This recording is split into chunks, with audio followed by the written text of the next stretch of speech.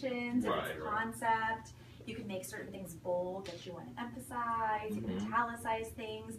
I really recommend doing this in a situation when you can, because you load in the way that you want to perform it, and then you can just, you're like really setting yourself up for success. I always recommend sitting with the prompter operator. You've had your script beforehand. It's been like, look, I want to put this last name. Let's spell it phonetically because I keep screwing it up. If it's 911 instead of 911, making sure it says 9 dash the word 11 as opposed to 911. If you have a certain word that you keep flubbing every time you rehearse it, add like a ...